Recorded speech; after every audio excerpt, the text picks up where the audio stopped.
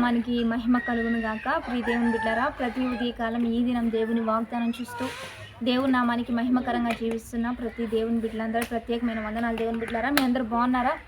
ప్రతి ఉదయకాలం దేవాతి దేవుడే మనల్ని దర్శిస్తూ మనతో మాట్లాడుతూ మనల్ని బలపరుస్తూ ఆశీర్వాద పదంలో నడిపిస్తూ ఉండగా ఈ దినము దేవుడు మనతో ఏం మాట్లాడబోతున్నాడు చూద్దాం. పరిశుద్ధ లేఖన గ్రంథంలోంచి ఇర్మియా గ్రంథము 30వ అధ్యాయము 3వ వచనం చదువుకుందాం.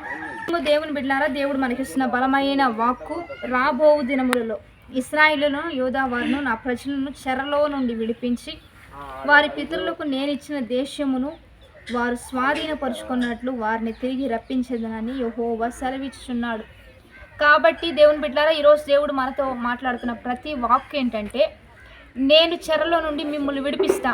నా ప్రజలు ఇశ్రాయేలుని యోధా వారిని అందరినీ కూడా నేను చెరలో నుండి వారిని విడిపించి వారి పితరులకు ఏ దేశాన్ని అయితే ఇస్తానని వాగ్దానం చేశానో, ఏ దేశాన్ని అయితే ఇచ్చానో అదే దేశాన్ని మీకును ఇస్తాను.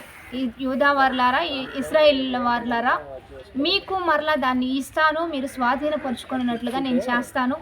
ఆ విషయాలన్నిటినీ మీరు ఒక పుస్తకంలో రాసుకోమని దేవుడే సెలవిస్తున్నాడు. అంటే మీరు రాసి పెట్టుకోండి, ఈ కార్యం ఖచ్చితంగా మీ పట్ల జరిగిద్ది.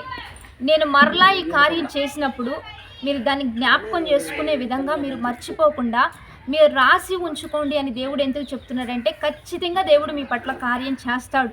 మీకు మంచి స్వాధీనపరుచుకునే దీవెనలు, ఆశీర్వాదాలు. మీ పితరులకు అబ్రహాముకు దేవుడు ఏ దీవెనలు ఇచ్చాడో నీకు అదే దీవెనలు ఇస్తానంటున్నాడు.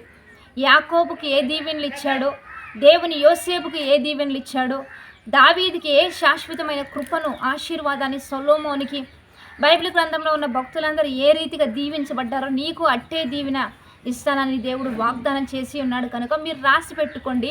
ఖచ్చితంగా ఆ దీవెన మీరు పొందుకున్నప్పుడు దేవుడు చెప్పిన మాట ఏ రీతిగా మీ పట్ల నెరవేర్చబడుతుందో మీరు చూసి దేవుని గణపరచాలన్నది దేవుని ఉద్దేశం. కనుక ఏ మాట నిరర్థకం కానేరదు. దేవుని బిడ్డలారా, భూమి ఆకాశములు గతించినా ఆయన చెప్పిన మాటలు పొల్లైన సున్నాయినా ఎందుకు తప్పిపోదంటున్నాడు అంటే, ఆయన మాటలు అంతగా నెరవేర్చబడతాయి.